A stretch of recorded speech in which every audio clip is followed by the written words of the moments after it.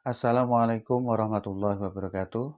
Bersama channel Yuk Ngaji Gus Baha, sama-sama kita dengarkan pengajian Gus Baha sambil jalan-jalan. Semoga mendapat barokah ilmu apa yang beliau sampaikan. Oke, langsung saja pemirsa kita dengarkan sama-sama, semoga bermanfaat.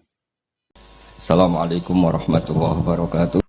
Kata Rasulullah, saya dikasih hadiah yang para nabi sebelum saya enggak dikasih hadiah itu. Apa itu? 5 hal itu. Di antaranya apa? Kata Rasulullah, wa utitu khawatima suratil Baqarah. Saya dikasih terakhir-terakhirnya surat Baqarah. Di surat Baqarah itu umatnya Nabi dapat bonus dan ini luar biasa, yaitu ayat Rabbana la tu'akhidna innasina wa akhtana. Ya Allah, jangan hisab kami, jangan beri sanksi kami, jangan azab kami kalau suatu saat kita lupa atau salah. SP nak kue urung salah, padahal mesti salah. Rai-rai ini gak mesti salah. Wes gaya perjanjian mbek pangeran Gusti, ndamel perjanjian dong ya apa? Setiap saat salah salah langsung sepuro. Mohon mboten usah istighfar malih pun niki pun niku. Terus deal soalnya deal ini. Lah itu ngendikane Kanjeng Nabi senyum-senyum senenge ra karuan. Dan setiap itu dibaca oleh umatku, Allah sudah jawab qala na'am. Jadi Rabbana la tu'akhifna innasina aw akhtana. Terus qala Allah menjawab na'am. Terus Rabbana wa la tahmil alaina isron kama hamaltahu 'alal ladzina min qablina. Allah menjawab na'am sampai terakhir wa'fu anna, Allah jawab na'am. Bismillahirrahmanirrahim. Innahum sa'tamne wong akeh haula itu kesewte mengkono-mengkono wong kabeh bikori natima klan korene perkara badau kang sause iki. Kanu ana sapa ngakeh dzakila nalikane den ucapno lagu mare wong akeh. Maksudnya diajarkan disyariatkan apa syariat la ilaha illallah. La ilaha ora ana pangeran kang hak wujud, kang ora ana pangeran kang hak wujud. Nah cara ki kuno kang ora ana pangeran kang wajib disembah iku wujud illallah sause kecuali Allah. Mereka itu adalah orang-orang ketika dianjurkan untuk melafadzkan la ilaha illallah iku yastakbiruna iku sombong sapa ngakeh. Wa yaquluna lan ngucap sapa ngakeh inna latariku alihatina lisairim majrun. Inna ana te kita latariku alihatina dadi wong sing ninggal pangeran kita. Fi hamzataihi iku tetep ing dalam hamzai aina mau te apa wae takut dama kang disi apa mang kados niku kawingi lho tahqiqul hamzaten tasil terus idkhalu alifin. Lisa iren krono penyair majnune kang edan.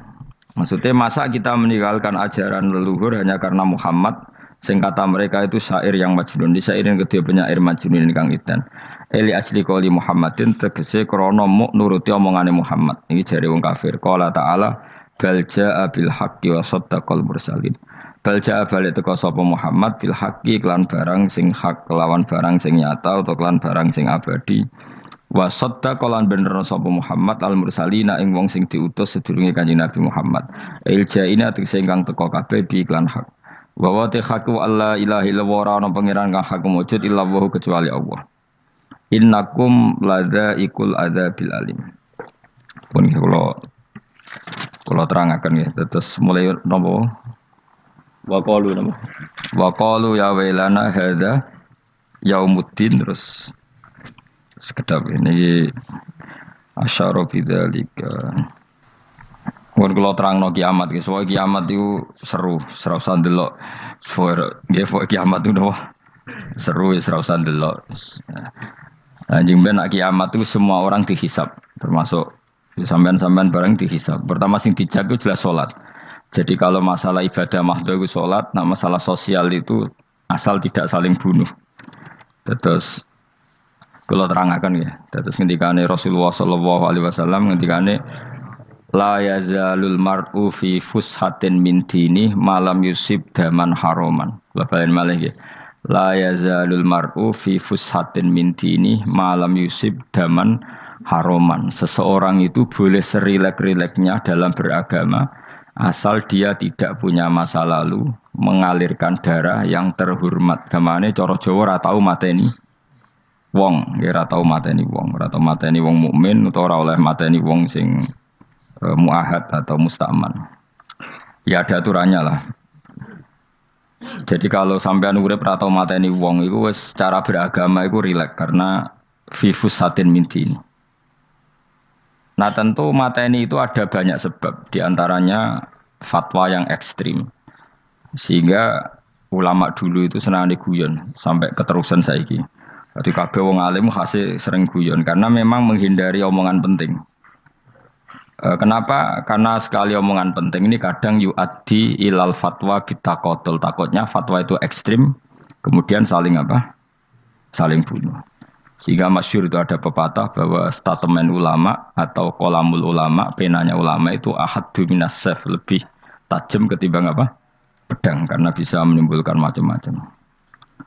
Sehingga dulu banyak ulama kalau bab jinayat itu sudah tidak mau baca bab jinayat. Jinayat itu karena ya takutnya fatwanya itu ekstrim. Ada beda zaman Nabi. Zaman Nabi itu kan enak ya. Sing Kanjeng Nabi mesti bener ya. Musuhnya Abu Jahal CS mesti salah ya. Tukaran saiki wis gak seru. Tukaran duit gue repot.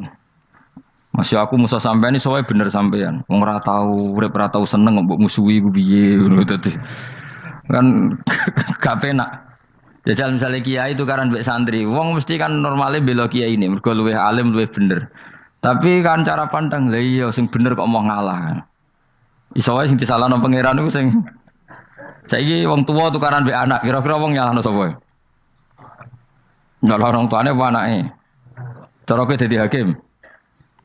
Wong tuwa kok wani anak, kualat ngono yo ya lucu. Ini kan anak kok wani wong. Tapi wong tua kok wani anak, wong tua model opo? Terus anak wani wong tua ya anak model opo? Ya model milenial model. Tapi potensinya itu sama-sama salah. Sehingga ulama itu mulai dulu itu menghindari ngendikan penting itu menghindari karena ya tadi takut fatwa itu. Saya ulang lagi ya. Jadi seseorang itu selonggar-longgarnya dalam beragama asal tidak pernah membunuh. Tidak memburu darah yang seharusnya tidak terbunuh. Terus kalau masalah ibadah itu Allah ngambilnya sholat. Awwaluma yuhasabu bil mar'u napa? As-sholat. Pertama yang dihisab itu sholat. Jika sholatnya lolos, maka hisab yang lainnya napa? Ringan. Ya pun ngoten. Terus ada hisab-hisab yang di kula waca mungkin sampean iso ngantisipasi hisab. Nah, jadilah tazulu qadama Adam atau qadama ibni Adam yaumal qiyamah hatta yus'ala an arba'in. Pertama ditanyakan dari sifat mudanya, dihabiskan untuk apa, umurnya untuk apa, hartanya dari mana, setelah mendapat untuk apa. Terus wa an ilmihi madza amila bihi, terakhir setelah mendapat ilmu itu apa yang dia perbuat. Mulane ada orang tok ilmu dadi ra ditakoki wae pangeran ora apa takoki. Ilmu iso nglakoni. Mboten gadah ilmu ya Gusti. Terus serepet sampean. Dunya mboten gadah dunya. Lha apa ning dunya nggih ngentosi mati. Sing mon-mon niku aman apa? Sebab itu orang fakir itu masuk surga lebih cepat timbang orang kaya kacek pinten 500 tahun ketakoki. Dia apa mboten gadah napa-napa. Iso ngaji mboten. Jadi gak perlu pertanggungjawaban mereka napa. Sekacau kan. Nah, sementing kalau terang ngeten ya, ini penting rungokno. Mahsyar itu maknane iku nggon giringan. Terus kiai kuno maknane bayangno nggon mahsyar itu maknane tempat dihalonya semua manusia. Terus mauqif itu tempat diberhentikan, apa tempat diberhentikan. Terus di situ Anda innahum mas'ulun, mereka semuanya ditanya, dihisab. Nggih rungokno semuanya dihisab. Terus ngendikane Kanjeng Nabi hasibu anfusakum qoblaan tuhasabu. Menghisaplah diri kamu sekarang sebelum kalian semua dihisap. Sehingga potensi kita ini umat Islam utamanya sing tahu ngaji-ngaji ini, sampean semua dihisap ini kemungkinannya kecil. Karena ketika kuning dunya sampean sedanteni kan biasa wis donga robbana zulamna anfusana. Jadi ya Allah, saya ini benar-benar mendolimi diri kita sendiri. Karena tujuannya hisab itu taubah. Taubah itu mempermalukan mereka di depan umum. Saya ulang lagi ya. Jadi semua hisab itu taubihan, mempermalukan mereka di depan umum bahwa mereka orang yang buruk. Sementara kamu di dunia sudah sering ngaku orang buruk. Selain ya wis wong akeh maksud ini kan. Jadi kayak ngakuin apa Robbana zalamna anfusana. Sehingga ngendikane Kanjeng Nabi sebuti hasibu anfusakum qabla antu hasabu, menghisaplah diri kamu sendiri sebelum nanti kamu benar-benar dihisap. Sehingga umatnya Rasulullah itu kemungkinan kena hisab itu kecil sekali karena tadi sudah terbiasa menghisab dirinya sendiri. Apalagi kita, kata Rasulullah, saya dikasih hadiah yang para nabi sebelum saya enggak dikasih hadiah itu. Apa itu? 5 hal itu. Di antaranya apa? Kata Rasulullah, wa utitu khawatima suratil Baqarah. Saya dikasih terakhir-terakhirnya surat Baqarah. Di surat Baqarah itu umatnya Nabi dapat bonus dan ini luar biasa, yaitu ayat Rabbana la tu'akhidna inna sina wa akhtana. Ya Allah, jangan hisab kami, jangan beri sanksi kami, jangan azab kami kalau suatu saat kita lupa atau salah. KSP nak kue urung salah, padahal mesti salah. Rai-rai ini gak mesti salah. Wes gaya perjanjian mbek pangeran Gusti.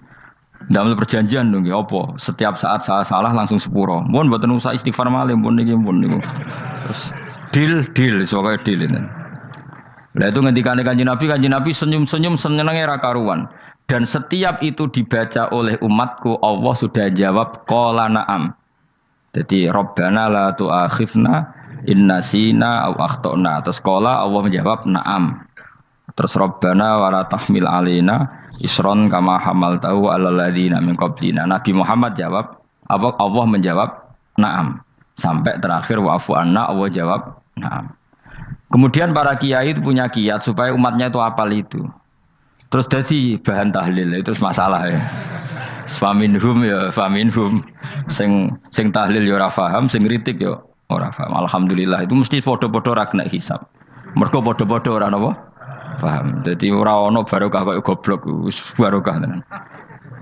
Mergo sing lakoni ya ora paham, sing kritik ora paham. Jadi kalimat yang di akhir surat Baqarah itu adalah termasuk hadiahnya Rasulullah yang tidak diberikan pada Nabi sebelumnya. Ini apa jenis? Utitu khawatima suratil Baqarah. Saya dikasih akhir surat Baqarah. Gini ku setiap doanya umat Nabi Allah jawab napa? Naam. Jadi ya Allah la tu'akhidna, jangan kasih sanksi kita inna sina au akhtona. Allah jawab naam. Itu satu. Terus kedua, umatnya Nabi itu kalau dosa itu tidak perlu prosedurnya harus istighfar. Banyak amalan yang menjadikan diampuni. Misalnya kafaratul majlis itu lafadznya agak istighfar. Subhanakallahumma bihamdik misalnya. Dan banyak imatatul adza anit thoriq. Misalnya Nabi pernah cerita ada seseorang yang nakal, kemudian gara-gara menyingkirkan duri di jalan yang ganggu orang lewat, kemudian Allah memaafkan. Ada yang dimaafkan karena ngombeni anjing, macam-macam. Kemudian ngombeni santri, macam-macam. Sehingga potensi kita dimaafkan itu tinggi sekali karena ada sekian amal yang itu menjadi sebab ridhanya Allah Ta'ala. Malah kalau dalam dunia wali itu ada seorang wali mau ngarang kitab, kemudian tintanya itu diminum lalat, dia membiarkan tinta itu sampai lalatnya sampai kenyang, kemudian gara-gara itu dimaafkan oleh Allah Subhanahu Wa Ta'ala. Banyak sekali. Sehingga potensi kita dimaafkan tinggi. Terus turus, dadi orang rasani wong enggak macam-macam lah. Iku ya insyaallah di sepuro pangeran. Dadi ana wali, dadi wali mergo kakean apa? Turu ditakoki, "Kenapa kowe kok turu wong wali? Mboten siap roh donya, Gusti." "Kenapa? Donya wis rusak tok, patok mboten roh, Gusti." Lah iku ya mari swarga napa? Ya swargane wong turu ya kira-kira tok. Tapi jadi umat Nabi itu luar biasa. Makanya saya yang heran nih, kalau ada orang alim bikin gerakan terlalu tenanan itu keliru. Biasa mawon. Turu ku ya ibadah, wae agar gak zina, gak maling, wae agar gak nglakoni dosa gede ini sanggep ae napa? Ibadah. Karena tadi Rabbana la tu'akhidna in nasina wa akhtana. Terus Allah jawab na'am. Sehingga kiai-kiai itu takut orang itu lupa terus dimodifikasi sedemikian rupa jadi wiridan. Tapi alhamdulillah kok banyak yang kritik. Jadi ya biar seimbang, no? Seimbang kepada alam demokrasi. Jadi kalau lagi kecewa ambek sing kritik, mereka insyaallah rapati paham masalah usul ini. Karena satu-satunya cara supaya orang paham itu pancen yo dijak latihan bareng-bareng. Gak ngono malah ra paham blas. Ya tapi tadi ya semua itu resiko. Zaman Nabi Sugeng ana ibadah sunat dilakoni terus, Nabi yo duka, kuwatire dianggap wajib. Tapi nak arah dilakoni blas Nabi yo duka, wong sunat ora tau dilakoni. Jadi sudah alhamdulillah sekarang ana sing ngritik, ana sing setuju biar seimbang no. Wong padha ora pahame wae napa? Padha paham.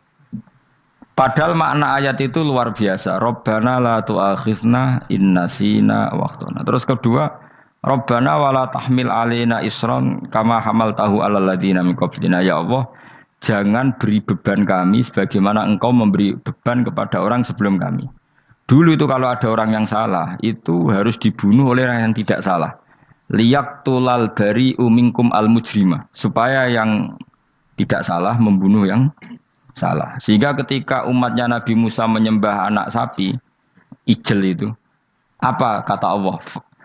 Fatubu ila bariikum faqtulu anfusakum. Kamu syaratnya tobat harus saling membunuh, yaitu orang yang terbebas dari dosa itu membunuh yang tidak dosa. Masyhur itu. Terus Allah mengirimkan mendung yang pekat, terus gelap. Ketika gelap itu yang al-bari yang enggak dosa mengeksekusi yang dosa. Sekarang kan enggak, paling takam KPK.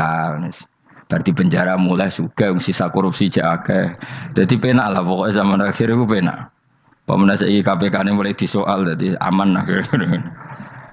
Sebuah sing bener di aja nih ya sing bener ya pangeran. Misalnya rasa KPK lah nak takwa ya rasa korupsi. Kalau KPK dilemahkan nanti yang korupsi marah. Lah masih orang KPK lah nak di pangeran kan ya aman karena korupsi. Kowe ku aneh-aneh wae. Kowe ku wong mukmin kok bakas ngono. Kowe sementing iku nak kowe wedi pangeran kan ra usah polisi, ra usah KPK wis tetep ra usah dosa wong wedine mbek pangeran. Nah, kecuali ra usah pangeran ateis, iku masalah. Ya, tapi kan omongan ini gak populer, padahal bener. Nah, aneh. Jadi karena pemilu ini terbebas korupsi, nak ono KPK, urip makmur, nak ono menteri kemakmuran. Pokoknya kuabe gue mbok gantungno pejabat negara. Mengenai tahu hitam jeblok, sak jeblok-jeblok. Misalnya rasa sejahtera, saya menteri sosial harusnya gini-gini. Ngono korupsi salah KPK. Ngono ono ra keamanan salah polisi. Senengane nyalahno wong. Gue sekali-kali nganggo tauhid. Nah ono adab iku mergo dosa yang sudah kelewat. Ya tapi kan gak mungkin ngomong bernegara gitu. Tapi atas nama iman bahasa kita seperti itu. Kalau atas nama bernegara emang kita butuh polisi, butuh tentara, butuh KPK. Tapi atas nama iman ya tadi kalau kita diberi sanksi Allah itu rata-rata dari bima qaddamat yadaka itu pasti ada salah yang pernah Anda lakukan. Ya tapi sudahlah ini zaman sudah seperti ini. Anut umumnya wong akeh. Kalau terang nomale masalah hisab ya. Hasibu anfusakum qabla antu hasabu. Kamu menghisaplah diri kamu sebelum kamu dihisab. Misalnya saya sebagai ulama, tentu hisab terberat saya itu kitmanul ilmi, menyembunyikan apa? Ilmu. Karena ilmu kalau disembunyikan tuh bahaya sekali. Bayangkan di alam fisik. Misalnya ada orang berkebutuhan pada kemaksiatan, terus di situ ditulis bar, karaoke misalnya. Orang bisa ke sana karena ada tulisannya, ada WA-nya, ada alamatnya. Kemudian ketika Anda bisa Fathul Qorib, tidak ada tulisannya. Harusnya Anda juga nulis ahli Fathul Qorib, ahli Fathul Mu'in, nah, atau ahli Jaljalut, tulis saja. Ahli Primbon. Enggak apa-apa, tulis saja. Penerus Ronggo Warsito, tulis saja. Zaman gendeng, nara melok gendeng, rakeduman, tulis saja.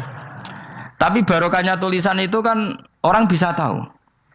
Makanya kenapa banyak orang sufi yang sudah menyembunyikan diri warnanya nakal-nakal. Karena dia disalahkan Allah, karena menyembunyikan ilmu. Saya itu orang yang senang tertutup, kecuali masalah ilmu. Saya mau mengajar terbuka seperti ini.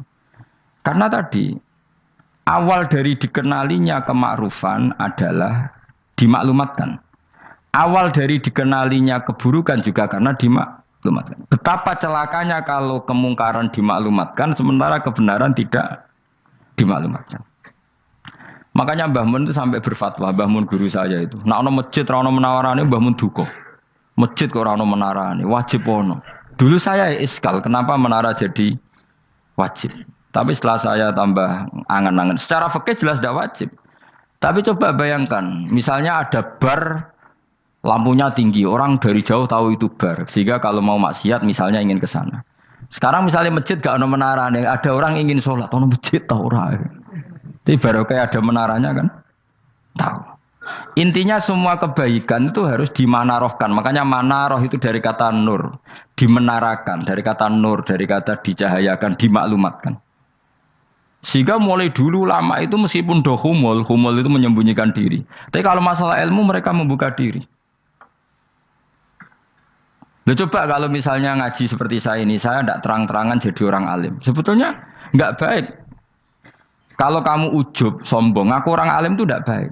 Tapi kalau kita kan tidak karena ujub tadi, harus memaklumatkan. Coba berapa bapak-bapak yang tertolong nyari bidan ketika istrinya hamil, gara-gara tulisan karena yang nolong itu bidan, ya kan, dokter gigi, atau kalau nggak dokter ya ahli gigi. Ahli gigi itu yang dipasang tanpa medis itu. Tidak kamu menjadi tahu karena apa coba? Tulisan kan. Tapi kenapa kebaikan tidak seperti itu? Harusnya sampean itu tulis saja. Misalnya sampean enggak alim saja, maklar orang alim. Siap menyalurkan ke tempat-tempat orang alim. Coba TKI tenaga kerja itu. Mereka tahu Korea, Hongkong karena bisa penyalur tenaga kerja. Tulis saja rumah kamu penyalur ke orang alim. Nanti antar ke berduaan. Kalau ada orang tanya, maksudnya gimana? Kalau butuh orang alim, tak antarkan. Oh ya sudah, itu kalau se-Indonesia. Itu luar biasa. Jadi yang ngajinya dulu Fathul Qorib sampai bab sholat itu saja. Ahli Fathul Qorib sampai bab sholat. Tulis saja dalam kurung pemahaman pas-pasan. Enggak apa-apa. Lo coba dokter itu kan fair. Kalau ilmunya pas-pasan tulis dokter umum. Kalau dia merasa pinter dokter spesialis. Dan itu menjadi orang tahu. Tulis saya kan ke ahli saraf. Nah, lo buatan guyon itu betul. Makanya saya ini termasuk orang yang menyembunyikan diri. Tapi kalau bab ilmu enggak. Sehingga nyun saya tidak sombong banyak gus-gus alim yang ngaji saya Jamul Jame, ngaji Mahali. Padahal itu kitab tersulit di pondok. Tapi gara-gara saya sering cerita, saya pernah ngaji Jamul Jame sama Mbah Mun. Saya pernah mentakriri kitab ini, kitab ini. Hanya banyak yang ngaji saya.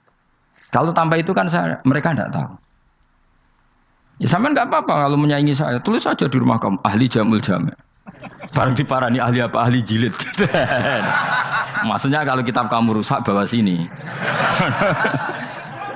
Ya nggak apa-apa.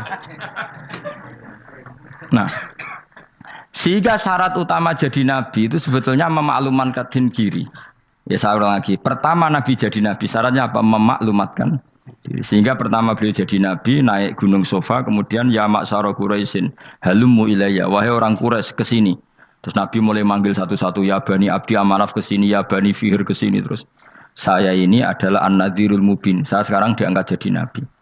Terus Abu Lahab marah-marah, tabbannaka ya Muhammad alihada jama'tana.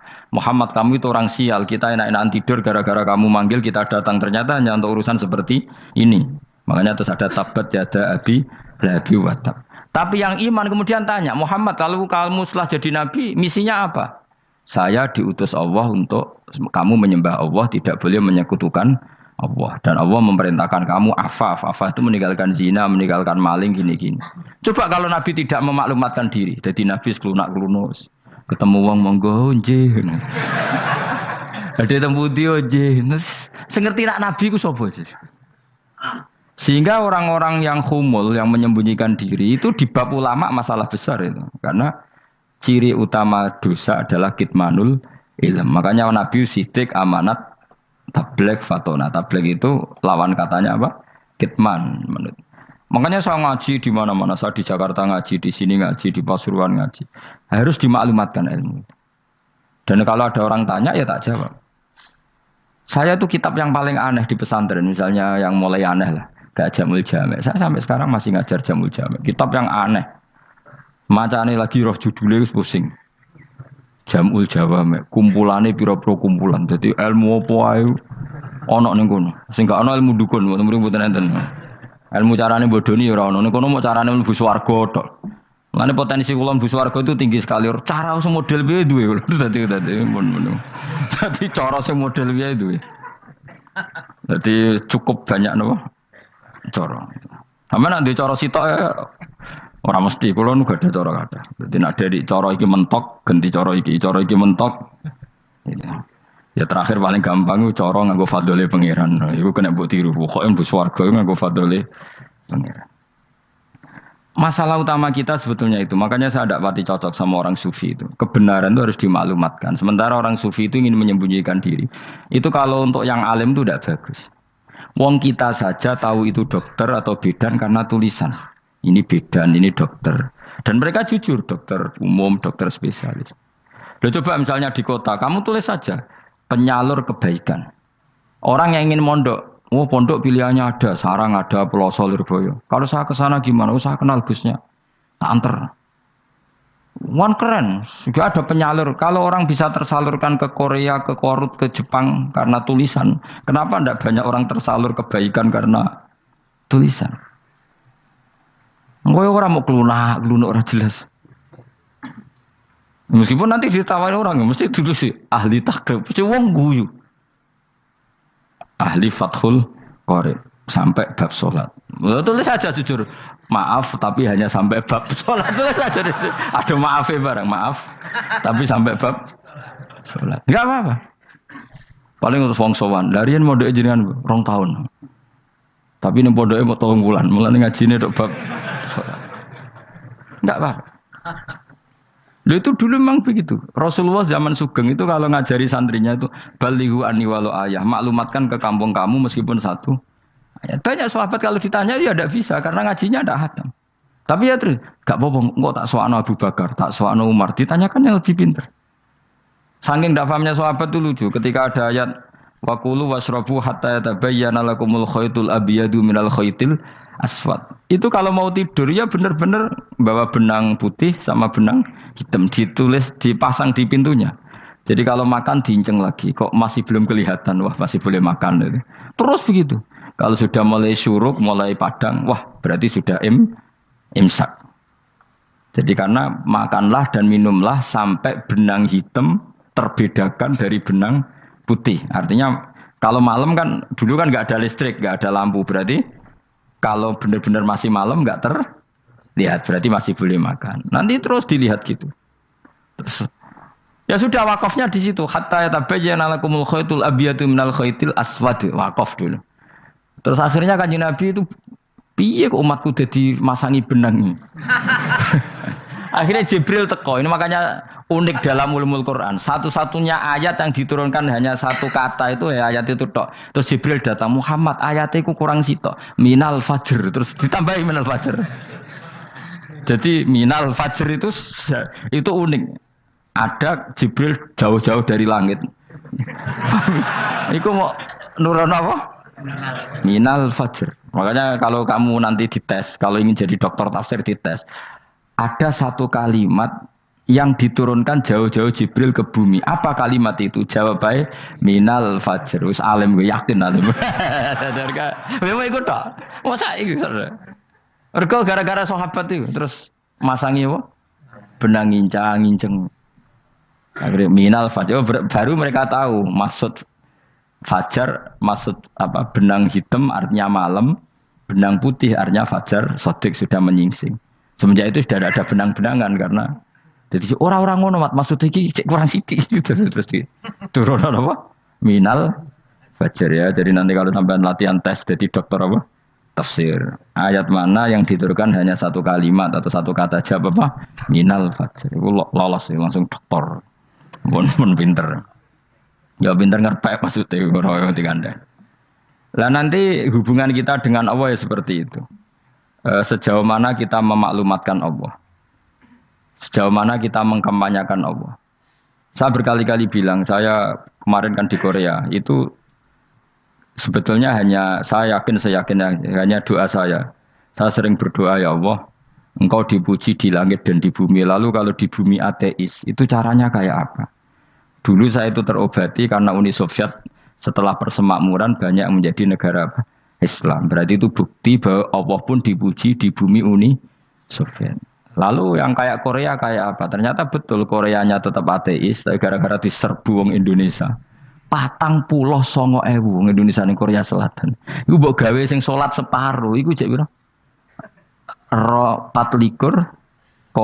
kira-kira ya digawe 20.000. Wis 20.000 salat kabeh, tahlilan kabeh surwame. Lah kok sing ngritik tahlil muni sunah Rasul tok wis rame. Wis rame lah walhasil. Itu tahlilan wah itu enggak ada hadisnya. Wis gak apa-apa sing penting muni hadis sing sitok tahlil muni hadis ya ibadah, tahlil ya ibadah. Mbok lah soal kok bener ding totalan guri. Sing penting rame. Maksudnya sementing rame ngomong visi Islam. Sitok Islam tahlil, sitok Islam sunnah Rasul gak masalah. Wong ape yakin bener saiki ya ora ono klarifikasi. Tapi sementing kan kabeh ngomong tentang Islam. Artinya gini, Allah punya cara untuk supaya bumi Korea itu ada yang bertasbih bersujud. Mil'us samawati wa mil'ul. Allah tidak kurang cara. Golek wong kedonyan ditawarik ke sana demi uang. Bareng mus ning kono dielingno pangeran. Segawe masjid, kontrak masjid macam-macam lah, masjid kontrakan di Korea. Nah, ini ora ono masjid. Pusing. Saya pernah ngisi di satu masjid itu gambare pintu gerbangnya bukan salib kan. Ternyata tingkat 1 itu gereja, tingkat 2 bar, tingkat 3 masjid. Kadang ya kebalikan masjid, bar, gereja. Satu gedung. Jadi malaikat saya tidak tahu lewatnya gimana itu kan. Enggak tahu itu cara lewat gimana karena malaikat bagian rahmat itu enggak bisa dia lewat salib. Tapi dia harus menulis ganjaran yang sholat. Enggak tahu saya lewatnya dari mana karena itu. Ya tentu dia punya cara lah, tapi yang jelas ya agak bingung ini gimana. Itu pernah yang tingkat 2 itu bar pas aktif. Ada santri yang ya pekerja imannya pas-pasan. Kalau nanti gus badhe Jumatan, mlebu bar pas aktif wae wong ayu. Meh wera Jumatan. Mergo mau tingkat 2 bar, tingkat 3 masjid. Itu ono khutbah yang barnya tetap main, ada bar yang masjidnya tetap khutbah. Itu masuk bar. Sudah Jumatan apa ning kene wae.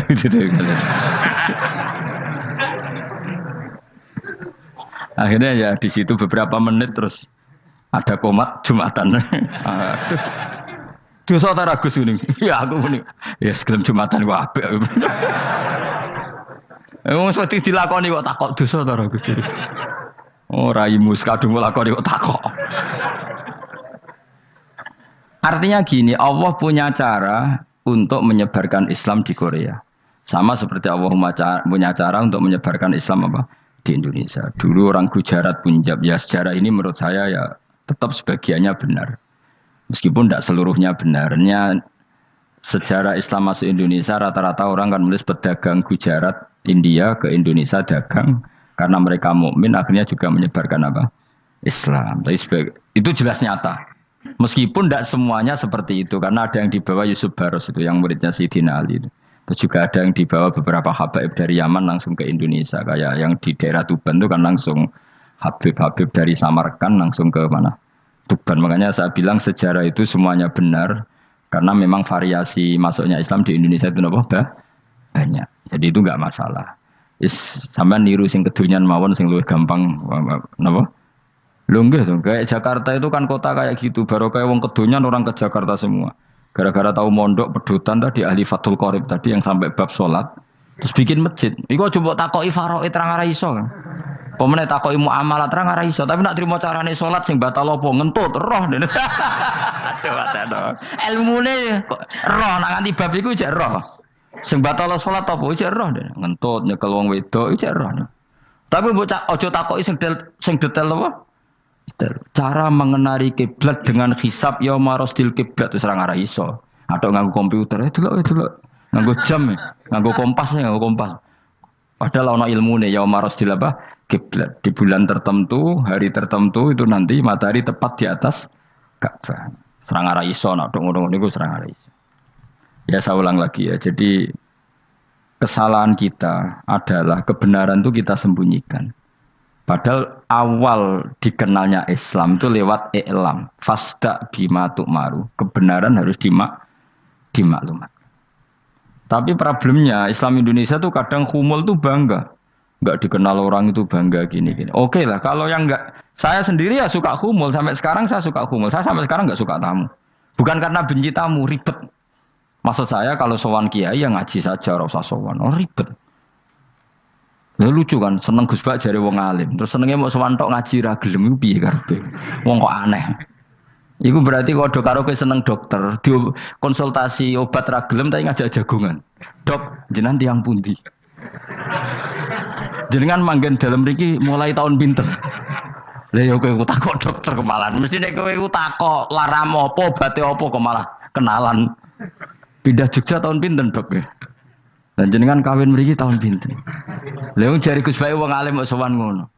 Jenengan kelahiran tahun pinten, Gus? Zaman dinosaurus. Wong alim kok takoki lahire iku piye karepe? Susah tak gak takok pisan matiku kapan Om. Coba betapa naifnya kita kalau kita suka dokter, terus kemudian kamu takok dok kelahiran tahun pinten jenengan. Aneh gak? Nak kowe seneng dokter mergo mau konsultasi berobat ya ngomong saja apa yang kamu butuhkan. Aku seneng wong alim yo ngaji titik. Nah, kowe misalnya seneng artis, delok konser artisnya takok kelahiran tahun piro. Gak penting artis ayu mbok delok seneng wis sudah gitu aja. Ora wong alim yo ngono ngaji seneng. Yang kadang wong Jawa lucu, seneng wong alim sowan terus takok-takok. Waneh, iku dudu obat ngono, yakin.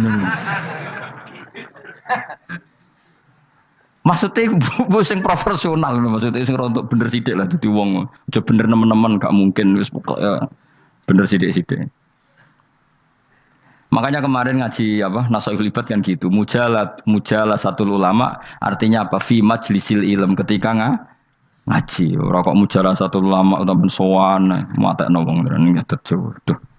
Kula termasuk kiai yang kampanye ini. Kula termasuk kiai terkenal tapi sing tamu kula rapati kathah. Kuwi jaga masyaallah tenan wis. Duh. Muga-muga rodok tobat sithik-sithik lho maksudnya. Maksudnya ya sudah lah. Ya tadi hubungan wong alim ya sudah ngaji. Kalau hubungan sama dokter ya tanya konsultasi apa? Medis. Ya kan lebih enak. Nah, hubungan mbek dukun wis takok wis. Mbah niki menyangking pundi? Kok jenengan dermemel nglafadzno apa sing kalimate sing jelas kena apa nak dermemel mandi nak jelas kok ora mandi ku piye? Takono. Aku yo guru pun mbek dukun. Wong kalimate ra jelas kok mandi. Nak jelas gak mandi. Mergo nak jelas kita bodoh ini. Ayo gumun mantra iku mesti gak. Wae rungokno tenanan kalimate terus ora jelas. Dukun-dukun dulu. Lho kok mandi, nak jelas malah mandi. Mandine tenan ora ya ora.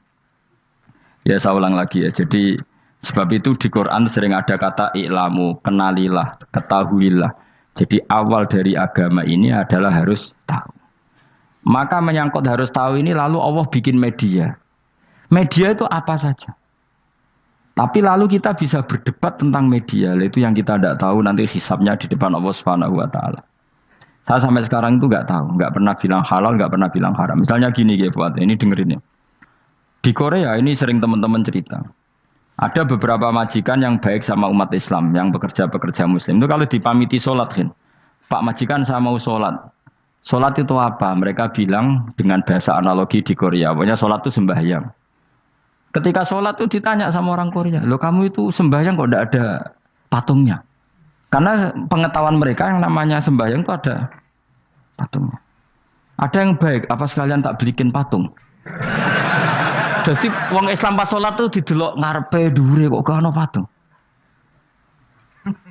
Ono sing ape sujud tuh digambarno salib. Mergo dekne denger-denger kalau karena tidak tahu Islam itu apa. Sementing ada personifikasi Tuhan. Ada lagi ini yang agak ngeri. Ada pegawai Garuda karena dia agak terpelajar waktu sholat, dia sholat sama krunya di mall. Itu langsung security mall nelpon polisi. Ini ada ritual teroris gitu. Jadi sholat itu dianggap mukadimah sebelum ngebom. Jadi ritual. Pertanyaannya adalah karena mereka tidak pernah ngerti sholat itu kayak apa. Dan kadang-kadang orang ngerti bahwa sholat itu adalah ritual umat Islam itu lewat media. Media itu bisa berita, bisa dokumenter, bisa apa saja. Kita tidak pernah tahu cara Allah mengertikan. Seperti kita tidak pernah tahu madzhab Mu'tazilah, tahunya itu dari kitab-kitab ahli sunnah wal jamaah. Coba kita semua misalnya tahu madzhab yang aneh, Mu'tazilah, Jabariyah, Qadariyah, itu dari kitab mereka apa dari kitab ahli sunnah? Dari kitab ahli sunnah. Maka bisa saja informasi keburukan itu dari orang baik dan informasi kebaikan dari orang buruk. Kita tidak pernah tahu. Karena ini yang bisa ngelola hanya Allah Subhanahu wa taala. Tidak bisa, kita tidak bisa, hanya Allah yang bisa. Maka perdebatan Ahmad bin Hambal dengan Haris Al-Muhasibi itu seperti itu. Misalnya gini, tak kiri contoh. Haris Al-Muhasibi itu orang alim allamah. Dia ahli sunnah mandat, pokoknya ahli sunnah sekali. Dia mau ngarang kitab tentang dia menentang Mu'tazilah, menentang Qadariyah, menentang Syiah. Terus setelah mau ngarang kitab, ditanya sama Imam Ahmad, Ya Haris, kalau kamu ngeritik Mu'tazilah, awalnya gimana caranya kalau ngarang kitab? Ya saya cerita pendapat mereka dulu, lalu saya saya tentang. Imam Ahmad guyu-guyu. Bukankah setelah kamu cerita mazhab mereka plus argumentasi mereka, jangan-jangan pembacanya sudah tertarik. Pas kamu nentang, kamu sudah dianggap gawe-gawe. Karena kadung tertarik. Saya tak contoh wae, misalnya gini, kowe sekarang rasa bareng dadi wong soleh biasa wae. Aku ana gambar wong wedok montok tak tulis, hindari ini. Kira-kira dia mau hindari apa gambare? Enggak jawab ya, kira-kira lho. Sing mbok nikmati kata hindari apa? Sing mbok eling-eling kalimat hindari apa gambare? Kira-kira. Padahal tulisannya apa? Hindari bahaya ini. Bahaya ndi terus didelok. Terus sing dieling-eling ora hindarine tapi sama. Pendapat Mu'tazilah itu ada yang menarik. Misalnya gini, menurut Mu'tazilah, seseorang masuk neraka ya karena amalnya, masuk surga ya karena amalnya. Apa artinya kalau masuk surga karena fadlul Allah? Lalu gunanya amal apa? Mungkin pembaca kan tuh, wah ini proporsional ini. Gak ada ahli sunnah, jadi bus warga mereka fadlul pangeran. Kok enak? Lalu gunanya amal apa? Padahal dia tahu pendapat Mu'tazilah itu dari kitab itu, kitabnya orang ahli sunnah. Gak pernah tahu kita. Ya saya ulang lagi. Itu kan ibarat kayak KUHP. Kamu baca KUHP draft, terus kamu cocok. Kamu mesti nyalahkan yang demo. Atau baca buku selebaran orang demo, kan terserah kamu. Kamu kan punya akal, kan tetap milih. Tetap milih. Problemnya kata Imam Ahmad itu, ketika kamu menceritakan pendapat Mu'tazilah, bisa-bisa orang itu kadung tertarik. Ketika mulai kamu tentang, orang itu gak tertarik sama penentangan kamu. Berarti kamu ikut menyebarkan Mu'tazilah. Sama seperti tadi, gambar perempuan yang agak jorok tadi, sebetulnya tak tulisi kata hindari. Padahal Ruhin gak tahu, eling wong wedok gara-gara tak kei gambar hindari bahaya ini malah jadi eling. Orang eling tulisannya eling. Nah hakikat saya ini penyebar kata hindari apa penyebar gambar itu? Coba. Lalu status saya ini pengedar gambar itu apa pengedar kata hindari? Iya yang mengedarkan kata hindari tapi yang mengedarkan. Nah sama sekarang pertanyaannya, kalau kamu ngarang kitab anti Mu'tazilah itu sebenarnya pengedar mazhab Mu'tazilah apa penentang? Ya pengedar juga karena umat tahu dari kitab kamu. Dong toh ya? Lah ya mulane ku dadi perdebatan, kok kaya iya kaya ora. Juga tuh gale gini misalnya, kamu jangan milih presiden yang dari militer, itu pasti keras, tegas, terus kaku. Ternyata pembaca itu wataknya militer, lu cari yang begini, pusing kan kamu. Agak suka presiden sipil, nggak tegas. Padahal kamu nulis itu untuk menggiring orang milih presiden. Jangan milih yang militer, pasti tegas, nggak demokratis, nggak nerima pendapat. Ternyata pembacanya suka saya punya pemimpin yang tegas. Habis kamu kan? Yang tahu hati orang itu siapa? Makanya ketika kitab ahli sunnah dipenuhi dengan cerita-cerita mazhab Mu'tazilah, itu sebetulnya kamu itu pengedar apa penentang? Itu pertanyaan Ahmad bin. Akhirnya Imam Haris Al-Muhasibi bilang gini, enggak maksud jenengan itu ngelarang apa dukung. Pokoknya mergo mangkel. Dari Imam Haris, aku pokoknya ngomong ngono ae pokoknya. Terus akhirnya Imam yes nang ngoten ketok arahe jenengan mboten sedo ngarang. Makanya Haris Al-Muhasibi akhirnya enggak mengarang kitab itu. Dia sebenarnya pernah rencana Kitabul Firaq fil Islam. Dia mau ngarang kitab kelompok-kelompok dalam Islam. Ya coba mau apa coba? Misalnya kamu bela tahlil, nasibnya juga seperti itu. Hujahnya tahlil, ini gini. Terus hujahnya penentang tahlil. Yang bisa mengendalikan pikiran pembaca siapa? Ternyata dia tertarik sama pikiran penentang. Lucunya yang menceritakan kamu, pengagum tahlil. Kan tidak pernah tahu. Mana nak dari ceritanya Mbah Mun itu lucu. Mbah Mun itu mondok Lirboyo. Itu di Bandar Kidul akeh wong ayu. Itu dulu babanya Mbah Mun itu ada yang suka orang sana sampai nikah orang sana juga pulang ke sarang. Itu diantara mbah-mbahnya Mbah Mun. Suka perempuan sana terus nikah sana nggak pernah pulang ke sarang. Mbah Mun itu lahir dari adiknya, pokoknya dari keluarga, dari saudara yang nggak pernah pulang dari Banter, diwasiati, mun nak mondok ujo geman dolan ning Banter Kidul. Gak akeh wong ayo. Akhirnya malah penasaran. Justru kalimat itu yang menjadikan maksudnya ku ajune nganti sepiro kok nganti mbahku katut kan malah akhirnya penasaran. Lare kata Mbah Mun, tak angen-angen bener Imam Ahmad bin Hambal. Maksudnya ku kalimat itu pancen ribet. Kalimat itu ribet pancen. Coba milih mana coba? Jong ojo geman moro pasar opo lah nang daerah kono. Ono opo? Bahaya kan. Gara-gara kamu melafatkan itu malah orang penasaran. Di sana ada bareng delok ning kono. Ya nak terus mulai nak ora. Nah, makanya pertanyaannya, pengarang buku juga kena hisab karena sebetulnya apa yang dia tentang orang lain menjadi tahu karena ceritanya dia. Coba kamu ngarang kitab saja yang anti Syiah atau anti Mu'tazilah atau anti Murji'ah atau anti otoritarian, mesti pembaca itu nggak bisa kamu kendalikan. Nah, itu juga rawan hisab, makanya berat. Pokoknya walatus aluna yauma idzin anin naim. Semua itu nanti dimintai tanggung jawab oleh Allah Subhanahu wa Ta'ala. Karena kita tidak pernah tahu. Akhirnya Haris Al-Muhasibi gak ngarang kitab. Imam Ahmad itu tidak punya karangan kecuali riwayat Musnadu Ahmad bin Hambal. Kalau ada 14 juz. Dia tidak punya karangan. Ketika ditanya, saya takut membuat hal baru dalam Islam. Karena karangan itu kan mesti melogikakan hukum. Sementara Allah tuh kadang nggak butuh dijustifikasi seperti itu. Jadi cara kitab usul fikih ini, sama tak bedai. Mungkin nggak Allah menyuruh kamu ngangkat gunung Merapi tanpa alat? Nggak, jawab saja. Latihan pinter. Mungkin nggak Allah menyuruh kamu disuruh ngangkat gunung Merapi? Mungkin nggak? Mungkin apa enggak? Nah, itu ulama usul fikih berdebat. Ada mengatakan tidak mungkin. Karena Allah tidak akan memerintahkan sesuatu yang tidak dimampui mukhatab, yang tidak dimampui manusia. Masuk akal. Kaul kedua mengatakan mungkin, butuhe Allah iku mau wong muni yo tok nurut.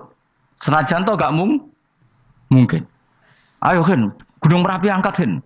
Nggih Gusti, siap. Langsung melayu mara. Wih Allah wis seneng, wah nurut aja iki. Tapi ya kemungkinan cek goblok ora takok sik. Kita kan tidak pernah tahu, makanya ulama ini debat. Kira-kira nak Hen, Gunung Merapi angkat. Potensinya kan dua, kue langsung melayu apa ngangkat. Potensinya kan, kok goblok kayak ngono rata kok. Bicarane kok. Tapi ya mungkin dilembek pangeran. Cek nuruti, ora paham-paham lah melayu. Ki milih ndi? Status ngene iki nurut apa goblok? Jawab, nurut apa goblok? Ya nurut goblok. Ya aja ngono lho. Kita ndak pernah tahu. Mulane tetap pada akhirnya kita itu wain adri. Kita tidak pernah tahu. Tapi kita tahu bahwa semua ada hikmahnya. Makanya kadang orang alim itu bilang saya alim, kadang bilang saya tidak tahu. Maksudnya kita tahu Allah memerintahkan pasti ada hikmahnya, tapi kita tidak tahu maksudnya apa. Ya sudah seperti ini. Akhirnya dunia ya sudah seperti ini. Ya kadang ngerti, kadang nggak ngerti. Ya sudah biasa ya. Kalau kita tak tahu sesuk isih urip to ora. Iki jawab. Munir roh iku nyatane yo koyo roh. Munir roh yo ora roh nak mati. Mulane sudah. Kadang takoki sesuk iku jeng yo ziarah nggih, Mbah. Tapi kadang wa alam, Mbah, insyaallah. Ya karena memang ya enggak pernah tahu. Karena apa ya? Wis ra kena diterangno, Bang. Mulane kula niku gak ada kitab-kitab perdebatan ulama, nak gejol-gejolkan ngoten niku. Saya ulang lagi ya, kalau kamu mengarang kitab menentang pendapat Mu'tazilah, itu artinya kamu menceritakan pendapat Mu'tazilah, lalu menyebarkan kesalahan mereka. Pertanyaannya, pembaca pertama kali tahu pendapat Mu'tazilah gara-gara cerita kamu.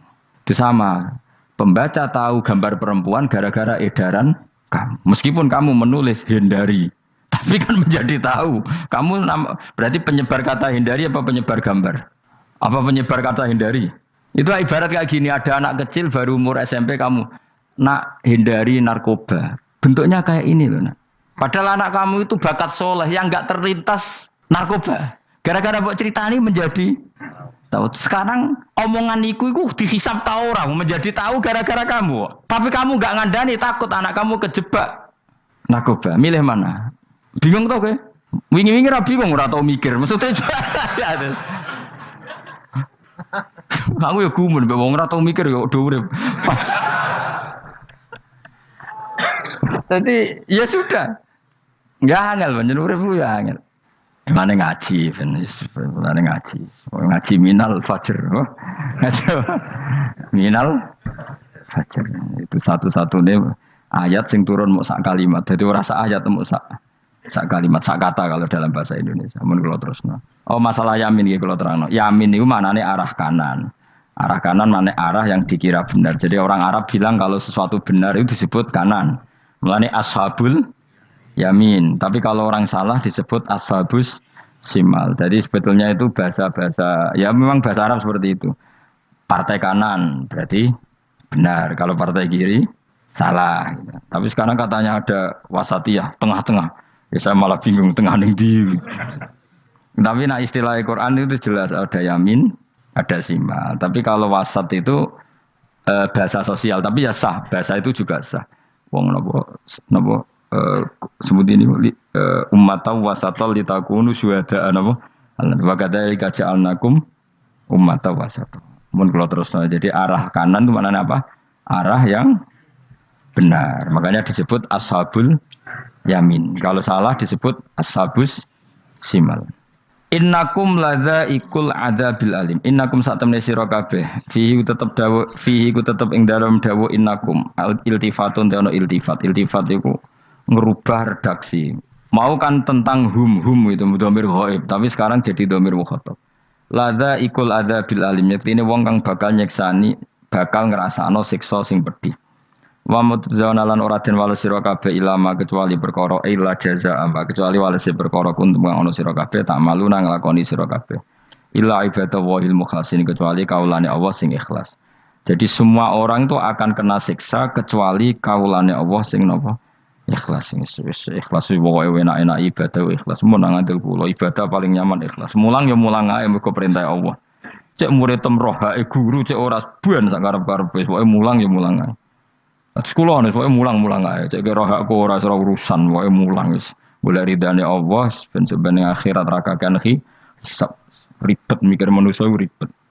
Pemane mikir hak-hakmu ribet. Turuti ora tau warah, serepot kabeh. Ben nus, dunya ben nus. Nah dhewe mesti dianggap ae urip sedina-sedina. Sing ngongkon bayangno urip suwi wis sapa?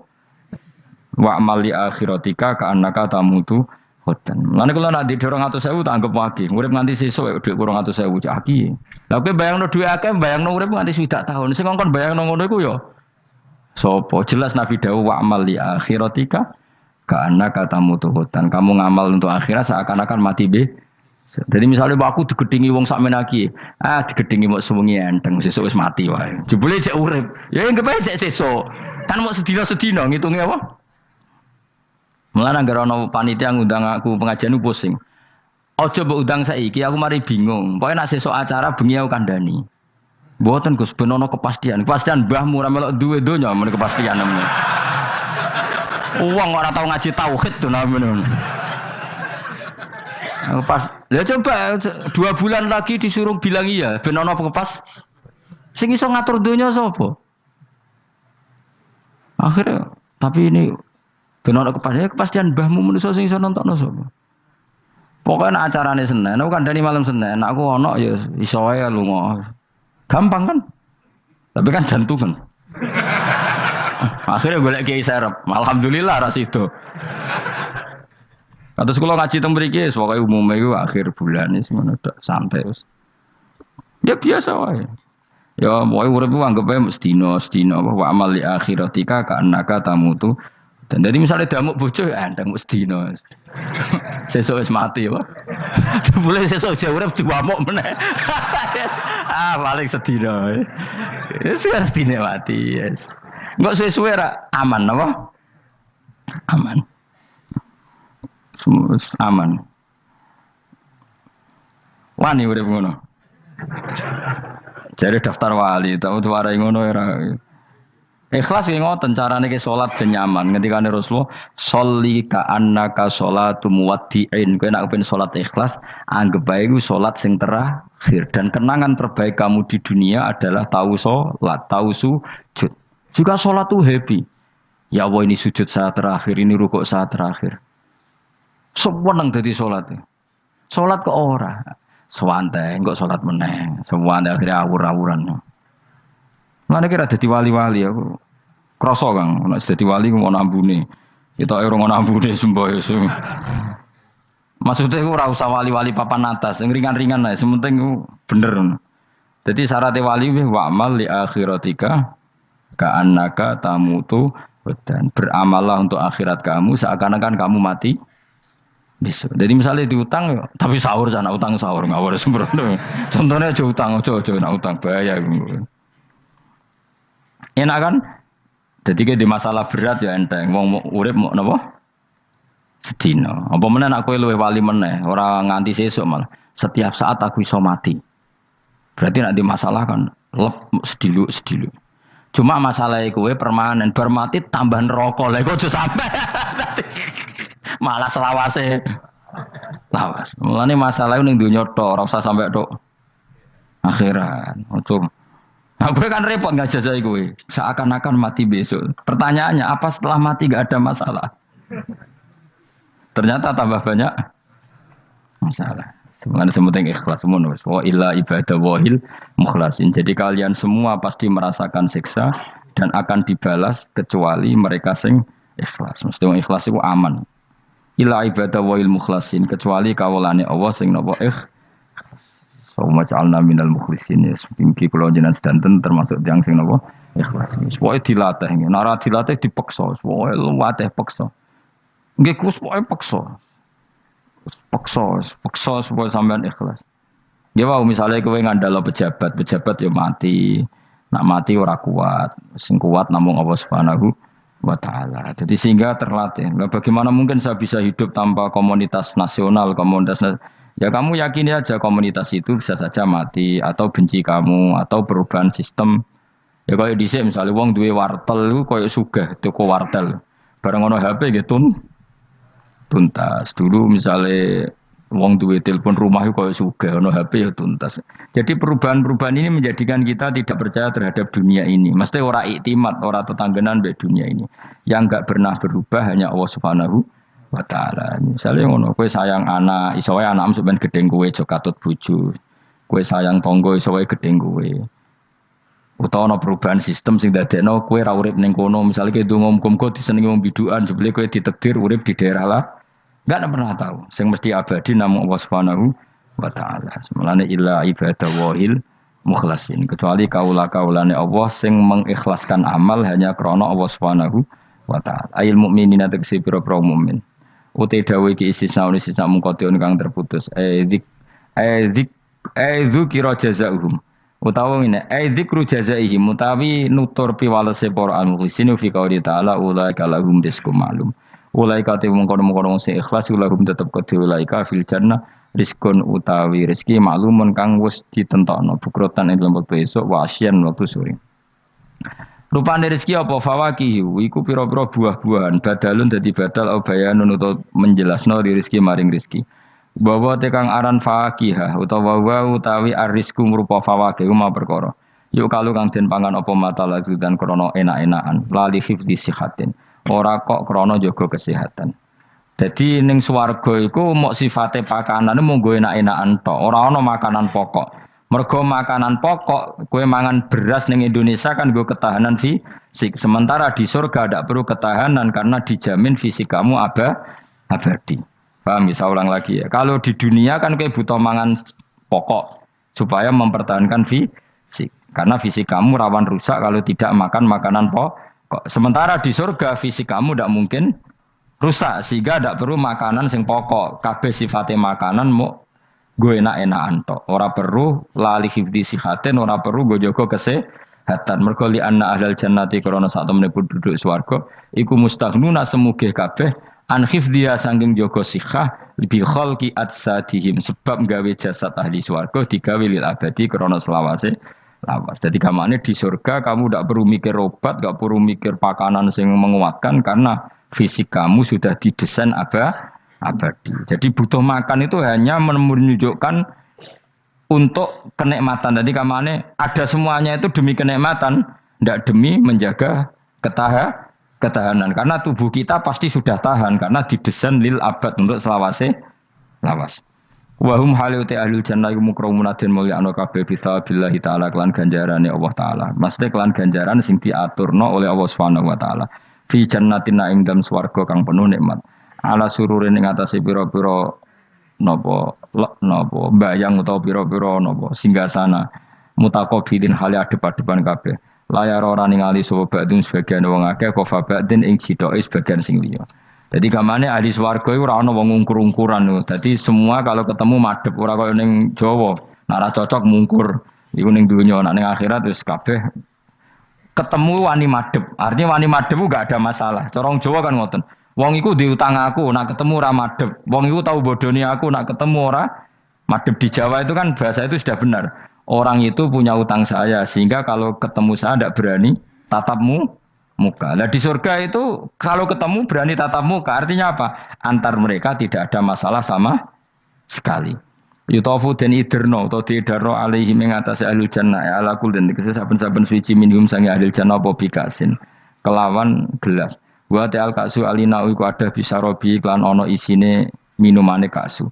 Min mainin saking arak sing seger. Min khamrin tegese arak ya jadi kang lumaku opo iklah khamr ala wajil ardi ing atase bumi jabani bumi kan haril mak kaya dene sungene banyu. Dadi arak diharamno ning donya mergo soben dihalalo ning akhirat. Dadi malah ana ancaman sing ngombe arak ning donya ora bakal ngombe teng napa akhirat ya kecuali kalau mau tobat. Bedoa terputih asad tegese banget apane badan putih minal laban dibanding susu.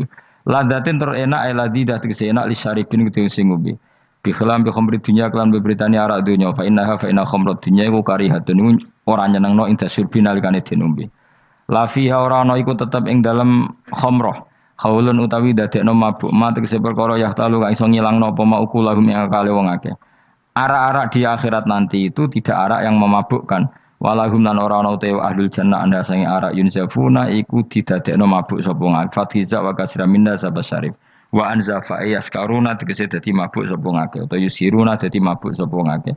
Bi khilafi khamri dunya kali berbedane arak dunya. Jadi mereka ngombe arak tapi tidak mabuk. Mereka punya bidadari banyak tapi ora selingkuh, ora darani zina. Mulane ning donya ora usah zina, sampeyan ning akhirat ana widadari akeh. Wayu ora usah mbayarno, wis ayu. Ora cerewet, ora njaluk blonjo supaya penak lah. Ning donya serapati ayu njaluk blonjo ngomel aduh ribet. Mesti bojomu ora bojoku. Wa indahum qasil. Tapi ngalami kabeh ora apa-apa, sunnatullah napa? Ben seru menapa? Tapi sepi loh, omah esuk ora ono ngamuk sepi, tapi angen-angen ya bener. Ben napa?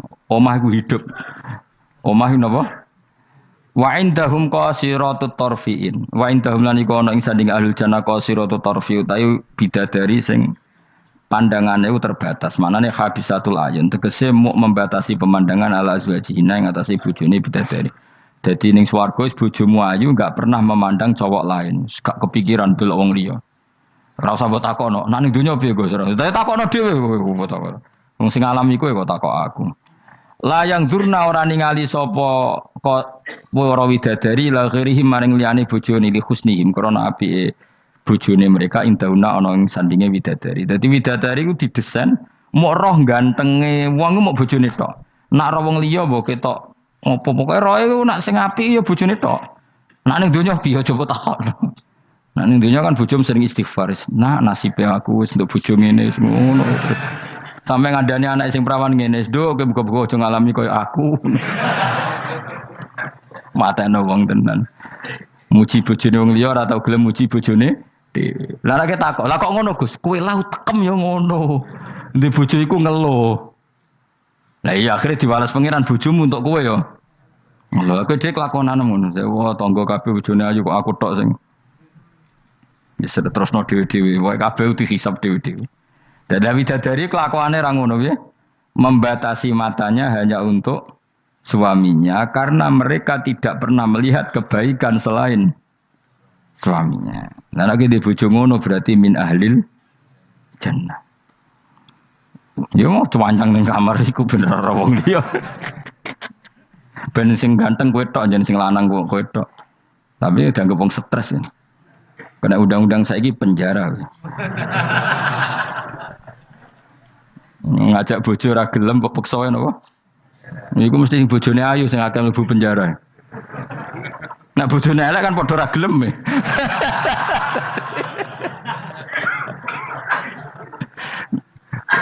Bapak uga ada kiai. Kiai ini lucu, kanca akrabe bapak. Dari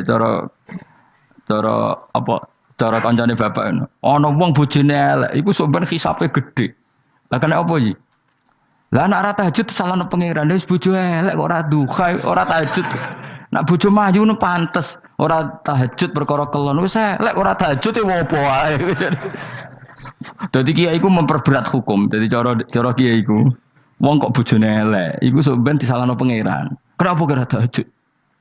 Nggih ngantuk Gus. Lah kowe bojomu elek kok ora tahajud, dane nek bojomu ayo malah ora tau tahajud. Mulane pangeran gambaro nabi sempurna.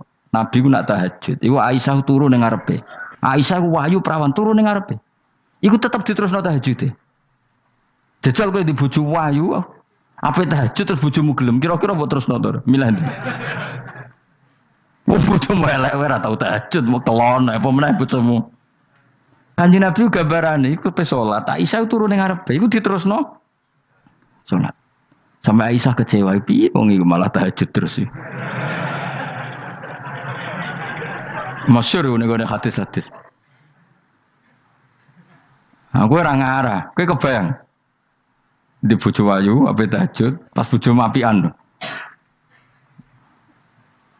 Lah aku parah meneh wis bojone elek. Kelon ra gelem mergo elek, tahajud ra gelem mergo ngantuk, gak di prestasi. Lafit ora donya ora akhirat. Wis parah wis. Marah ini ngene iku marah ini. Jebule dongane kebanteren, ya Allah, meskipun di dunia aku di bojo elek, kula nyuwun bidadari sing ayu teng akhirat, bojomu tangi telabrak. Ora usah ngono, ora usah ndonga wis pokoke ya Allah. Kabeh ana gentine Gusti. Tapi bahasane aja jelas ya Allah ngono. Kabeh ana apa? Apa bojomu ngamuk? Apa Mas maksude? Yo, maksude ra piye biasa wae. Mulane kula nek ana imam ndongakno ngono iku ora mentolo. Imam salat jenazah, jane donga iku ora usah banter-banter.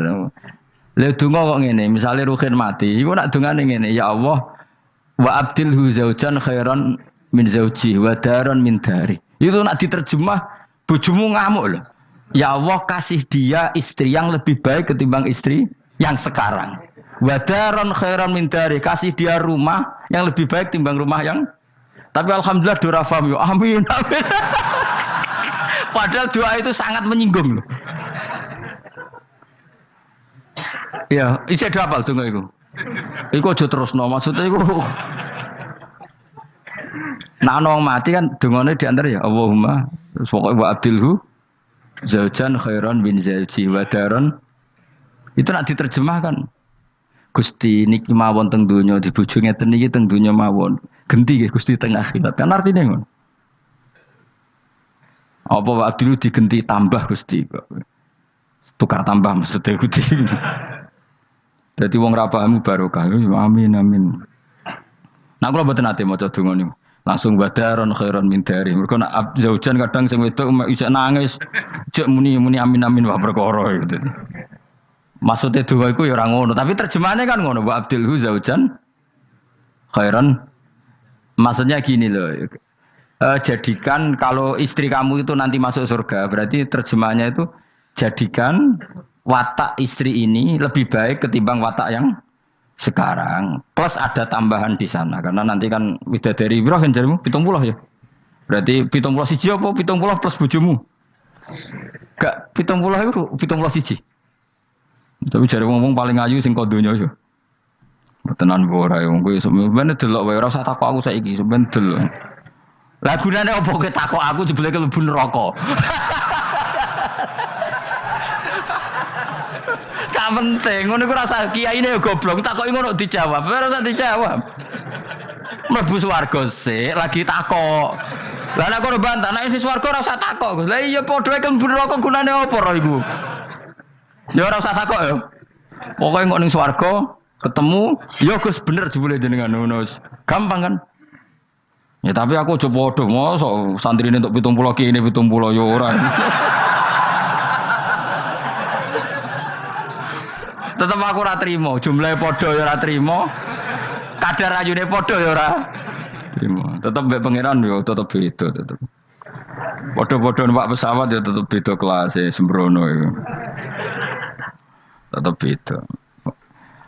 Nontor apik mripate di khamul ayun terus mripate iku gedhe hisanuha tegese jembare ayun. Dadi nak wong Arab bayangno wong ayu iku ya mripate gak sipit. Ya pancen ya tenan kowe ro wong ayu Arab be ayu Cina tetep ayu Arab. Mergo ayu Arab hasil napa inun di khamul ayun mripate gedhe. Sa-ayu-ayune wong sipit be ayune wong ya cek wae saiki. Sale ayune wong Uzbek be ayune wong Cina. Kowe milih ndi? Uzbek senajan to ngono mbok pilih ya ora gelem pokoke.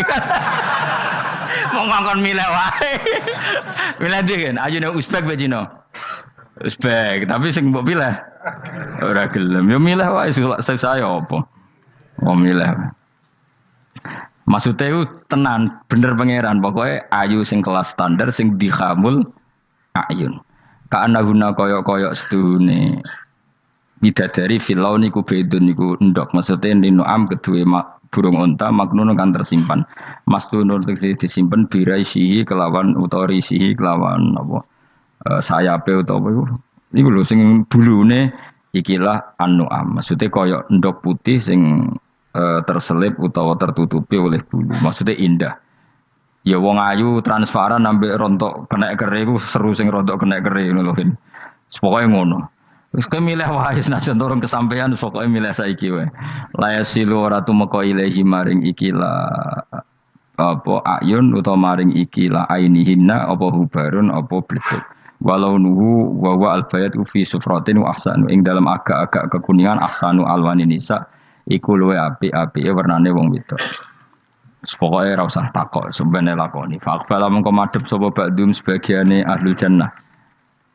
Ba'du ahlil jannah tegese sebagiane ahli swarga madhep ala ba'din ing atase sebagian yata sauna hale saling takok sapa ahlul jannah. Amma sing perkara maro kang wis kliwat apa mabihim kan ahlul jannah fid dunya ing dalem dunya. Niki kula terus nomase ra iso dilereni. Niki kan critane ngeten iki.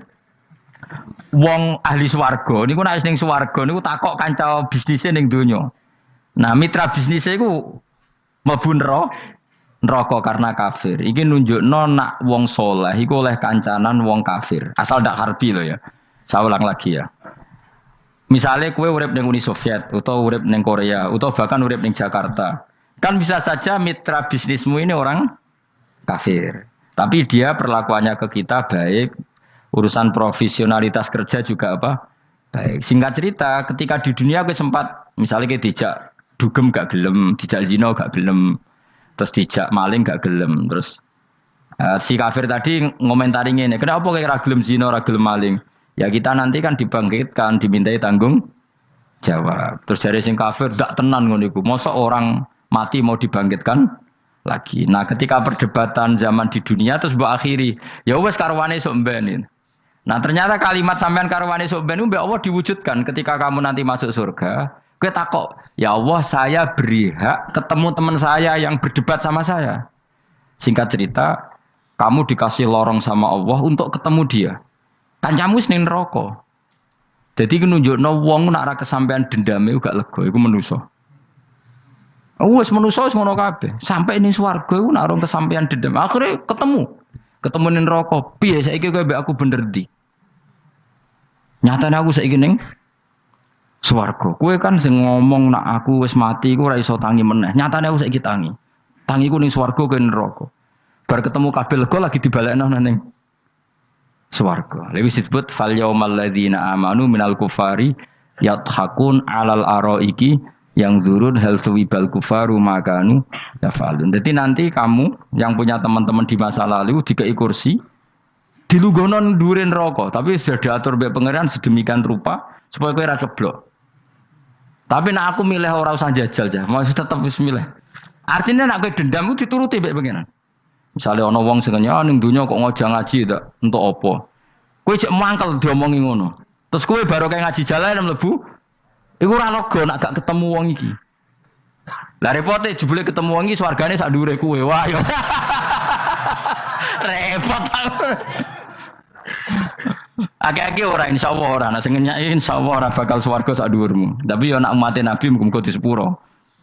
Nek dhuwure me takoki, lho ketok nyai aku kok swarga sak dhuwurmu. Bariku aku gebutun terus istighfar. Sementara ke bar tanya dendam terus, mulane swarga ndek. Lah ngono ya repot to. Tapi intine ning ayat iki iku ana wong saleh kancanan wong kafir. Zaman ning donya sering dinyek nak sampean ra ono hari kebang. Lah iku wong sing mukmin mlebu swarga iki gak lega sedurunge mengkonfirmasi ulang ketemu koncone sing zaman ning do. Dan iku ambek Allah diberi hak. Napa diberi? Hak itu disebut apa? Fal yaumal ladzina amanu minal kufari yadhakun alal araiki yang zurun hal suwibal kufaru makanu ya falun pun jeng terus nokola ko iluminum gak diterangno ra iso ngakhiri pokoknya ngono sok ben terusane kola ko iluminum ini kanali korin. Setelah saya jadi kiai dan penelitian, saya itu berkali-kali didatangi dokter, tentara, juga polisi. Mereka sering bilang gini, Gus saya ini dokter negeri. Saya ke NTT, ke Papua, karena saya muslim, berkebutuhan Islam, maka dibikinkan musola, dibikinkan masjid. Kalau kiai tidak bisa, bikin sendiri urunan mau narik siapa gitu. Mau narik tarikan di jalan yang mau nyumbang siapa. Tapi kalau kebutuhan negara, karena tugas negara, ya difasilitasi negara dan tidak dianggap misionaris karena negara. Begitu juga di beberapa negara yang non muslim kayak di Argentina, di Venezuela itu ada masjid, ada kajian Islam ya karena duta besar dan itu aparat negara. Disinilah kearifan para ulama berkoalisi dengan umarok dengan makna yang positif bahwa agama ini harus ditopang umarok, sistem negara. Tentu di situ ada tentara, ada polisi, ada macam-macam. Kita sebagai kiai juga nggak berdaya di depan para bandar narkoba apa-apa kalau nggak ada BNN. Kita mau apa dengan korupsi kalau nggak ada KPK. Sehingga kearifan para guru-guru kita, mulai Mbah Maimun, bapak saya sendiri, NU, Muhammadiyah, semua ormas-ormas Islam itu pasti maulah kerjasama. Karena kita siapa ya? Kalau nggak kerjasama. Dan di antara pesan Rasulullah SAW adalah yaduwahi ma'al jamaah. Jadi apa ya, kebersamaan itu sudah berkah. Fa inna yadallahi ma'al jamaah. Jadi berkah. Lalu kenapa saya kalau ngaji bawa kitab? Ini agak sebetulnya itu lazim. Lazim itu suatu yang harus. Tapi karena kelamaan mubalek itu tidak pakai kitab. Seakan-akan bawa kitab itu yang aneh. Sebenarnya aneh mereka. Karena begini logika simpelnya ya. Umat Nabi ini berhak dapat apa coba? Berhak dapat warisan yang paling luhur, paling hebat, paling jernih. Apa itu Quran dan hadis? Pertanyaannya, siapa yang paling punya hak otoritatif untuk menerangkan Quran hadis? Ulama. Ulama yang mana? Ya yang kapabel, yang sudah diakui dunia kayak Imam Ghazali, Imam Bukhari, Imam Syafi'i. Artinya kalau kita tidak pakai materi itu ulama mendapat pikiran kita, bukan mendapat pikiran mereka. Saya ulang lagi, kalau kita tidak pakai materi yang otentik, yang orisinil, umat ini mendapat pikiran kita, bukan pikiran mereka. Maka saya berusaha supaya teman-teman atau semua umat Islam dapat pikiran-pikirannya Imam Ghazali, pikiran-pikiran Imam Bukhari, pikiran-pikiran Abdul Qasim Al-Junaidi, kejernian-kejernian Abu Yazid Al-Bustami. Kejernian itu diantaranya adalah misalnya makalah yang menurut saya itu makalah yang super. Jadi untuk ngadepi krisis karena COVID atau karena apalah. Itu lama dulu sederhana sekali. Beliau-beliau punya rumus yang mungkin jarang didengungkan orang, tapi saya akan kampanye rumus ini. Al-istighna, hakikatul istighna, itu adalah al-istighna anis syai' labihi. Jadi pemenuhan kebutuhan yang sebenarnya adalah kita berusaha menghindari sebanyak mungkin kebutuhan yang sekunder, yang enggak penting. Bukan memenuhi semua yang kita inginkan. Jadi misalnya begini ya, kalau kita lapar, itu keinginan kita itu makan enak apa asal makan? Tentu jawabannya asal makan yang sehat. Tapi kalau nuruti nafsu kita, makannya yang enak, teman makan ya enak. Terus di warung yang favorit. Ini kan satu kebodohan. Kenapa untuk makan saja butuh definisi sekian banyak? Yang kita harus kecewa, warung favoritnya bisa sudah tutup. Atau kita ke sana harus macet. Ribet. Yang benar-benar arif dan bijaksana itu adalah al-istighna anisya. Sesuatu yang tidak mendesak itu jangan jadikan kebutuhan.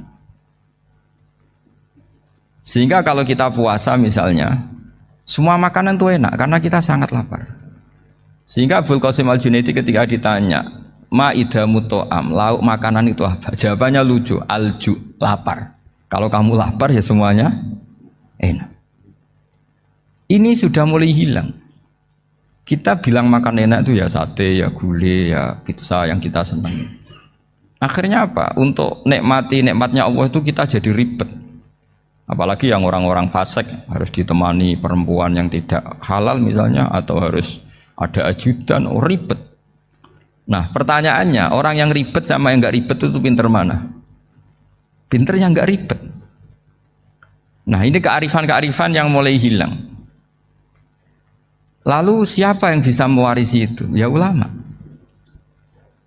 Jadi ulama itu cara berpikir sebenarnya simple.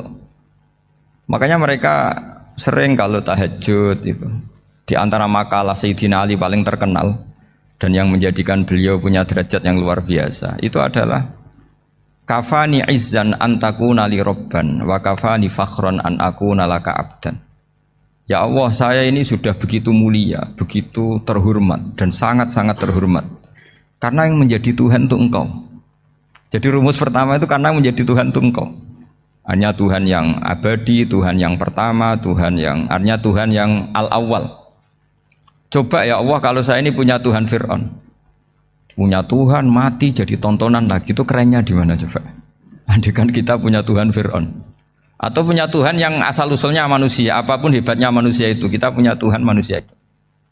Tuhan yang lapar, yang kalau nggak makan mungkin pingsan, mungkin bisa kena COVID, nanti Tuhannya diisolasi. Kayak apa? Makanya ketika Tuhan Allah menyindir ketuhanan selain Allah itu, Allah hanya menyindir dengan kalimat sederhana, kana yakulanit to'am, yang kamu tuhankan itu masih makan. Artinya kalau nggak makan ya lemes. Jadi lama-lama ada orang gini, alhamdulillah tadi Tuhan mampir ke saya, kelihatannya lapar, setelah tak kasih makan sehat lagi. Susah nggak punya Tuhan yang seperti itu. Beda dengan Tuhan kita. Tuhan yang nggak butuh makan, nggak butuh minum, al-qayyum, zat yang berdiri sendiri tanpa butuh yang lain. Al-awwal, sebelum ada langit bumi sudah ada Tuhan kita yaitu Allah. Bandingkan dengan Tuhan-Tuhan yang dipertuhan yang lain, yang adanya setelah bumi, misalnya Fir'aun dan sebagainya. Sehingga Sayyidina Ali pertama jadi kebanggaan apa? Kafani izzan antakuna li robban. Saya ini keren betul, karena punya Tuhan yaitu Engkau. Tuhan yang lahul asma'ul husna, Tuhan yang semuanya punya kebaikan, punya keabadian, punya keagungan.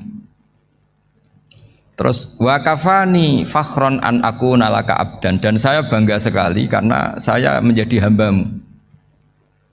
Kalau saya jadi hambanya Pak Rektor ribet kan? Sudah tak hormati ternyata nanti tidak rektor. Ya kan ribet kan? Terus pokoknya ribet. Jadi budaknya manusia itu ribet. Makanya ada seorang wali datang ke temannya yang jadi presiden atau jadi raja. Datang ke situ karena tidak punya uang, mau minta uang karena temannya raja. Setelah sampai sana ternyata temannya ini karena orang soleh pas berdoa, ya Allah saya minta ini, minta ini, minta ini. Terus si wali tadi pulang. Tanya, kenapa kamu pulang? Ternyata dia sama, masih minta-minta kayak saya. Jadi sederhana dia. Sama-sama minta kamu, minta zat yang kamu mintain katanya. Jadi dulu itu orang itu sebegitu dekat dengan Allah. Sehingga si raja ini terus ketemu wali tadi tanya, kenapa kamu menyepelekan saya padahal sekarang saya raja? Terus ditanya sama wali tadi, karena temannya, kalau kamu di padang pasir tidak bisa minum dan harus minum 1 gelas, dengan ongkos kamu harus mengasihkan semua kerajaan kamu demi minuman itu. Pilih mana, minuman apa tetap jadi raja? Ya saya milih bisa minum. Saya tidak raja tetap hidup, tapi kalau nggak minum mati. Bagaimana Anda bangga dengan satu kerajaan sing la yusawi kak samain yang tidak sama dengan segelas air. Jadi artinya terus mereka melihat jadi raja itu ya biasa, jadi presiden biasa, jadi rektor biasa. Karena mereka biasa berlogika hakikatul izzah itu ya taqarrub ila Allah, yang benar-benar terhormat itu ya dekat dengan Allah. Begitu seterusnya mereka bikin paradok-paradok yang aneh, tapi itu menjadi pelajaran. Bapak saya Ki Nur Salim itu senang baca anekdot Nasiruddin Koja. Itu kalau bikin orang-orang aneh, itu dia datang ke satu pesta, pakai baju lusuh, pakai sarung lusuh atau celana lusuh, sama Sohibul Bait yang punya acara dibiarin. Setelah dibiarin dia pulang pakai jas, pakai dasi, pokoknya keren. Dihormatin, pakai alpat, pokoknya dihormatin. Silakan.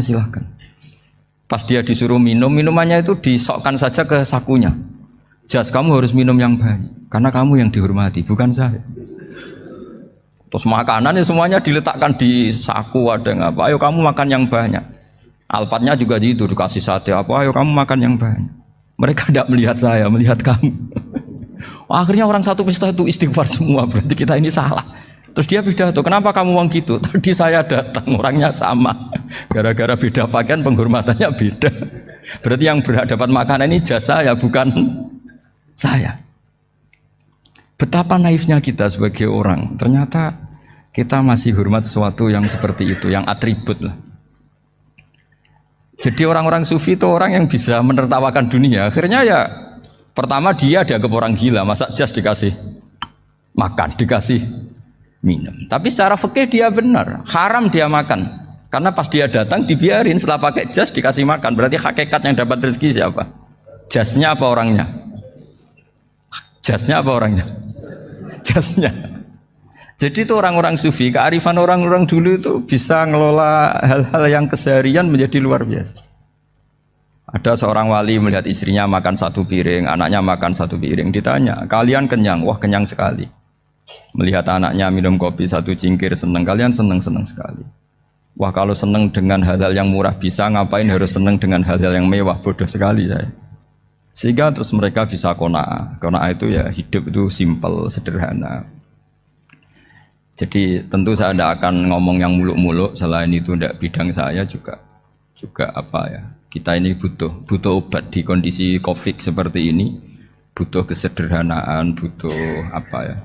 Istighna tadi. Kita harus istighna billah an ghairillah. Jadi sudah cukup bahwa Allah ini segalanya. Sehingga tadi saya dengarin himnenya Unisula, yang paling saya kagum adalah dimulai dengan kalimat-kalimat thayyibah. Di antara tugas suci Nabi Ibrahim dan semua nabi adalah wa ja'alaha kalimatam baqiyatan fi aqibi. Nabi Ibrahim itu nabi yang diberi gelar Allah. Dia adalah nabi yang menjadikan kalimat tauhid itu kalimat yang abadi. Fi aqibi, di anak turunnya, di semua generasinya, baik anak turun karena gen maupun karena pembinaan, karena pendidikan. Ini penting sekali saya utarakan karena apa? Satu kehidupan itu sebenarnya digerakkan oleh kata-kata, oleh moto kalau orang bahasa modern. Sehingga banyak ulama mengatakan al-ibarat kutun li'ailatil mustami'in, bahwa redaksi atau moto atau pegangan hidup itu penggerak kehidupan. Sehingga sebetulnya manusia itu digerakkan oleh kalimah-kalimah itu, oleh moto-moto itu, oleh prinsip-prinsip hidup itu. Misalnya orang Palestina itu tiap hari ke pasar gitu. Mereka ke laut itu. Ditanya, kenapa tidak takut tembak Israel? Jawabannya lucu. Kena tembak ya mati, enggak makan ya mati. Enggak kerja ya mati. Ya sudah, sama-sama mati ya mendingan aktivitas normal. Tapi saya tidak menyarankan itu untuk melawan Covid. Ini cerita saja. Kamu jangan provokator itu. Karena ini wilayah sensitif. Jadi banyak orang yang poligami, kalau ditanya alasannya gitu, istri satu ya cerewet, dua ya cerewet, mendingan 4 katanya. Ya banyak ya gitu. Tapi ada yang kebalikan, istri satu cerewet saja hampir jantungan, apalagi 4, tinggal matinya kan gitu. Itu semua yang menggerakkan itu kalimat. Kalimat itu satu pegangan. Banyak orang loh yang nggak ingin jadi rektor tuh banyak loh Pak Bejo. Jangan kira semua dosen ingin jadi rektor.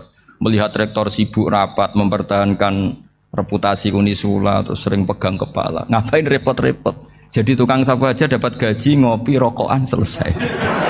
Bodoh amat. Jadi rektor, mikir orang banyak. Banyak loh orang yang ingin jadi presiden tuh banyak. Karena ngopi nyaman, gak ada yang ganggu. Mau tidur sampai jam 9 siang juga gak ada yang ganggu. Sehingga mereka melihat pegawai negeri itu gak keren, orang kok diatur jam, disiplin. Itu memang cara Allah membagi rahmat. Mau kamu apakan coba? Cara syukurnya dia seperti itu. Bapak saya dulu tuh sering ngajarin saya, diajak jalan-jalan pagi-pagi. Melihat orang ngopi, makan uduk itu bapak seneng. Kok enak jadi wong awam. Ngene esuk-esuk nyemak bocah kesel kabeh kono enak ngopi rokokan. Bapak kadang iri sama orang awam itu iri. Sudah gitu berharap masuk surga kan enak sudah gitu. Tahu-tahu mati, tidak tahu ke surga apa ke neraka ya tidak tahu. Jadi nah, orang dulu itu orang yang bisa mensederhanakan dunia.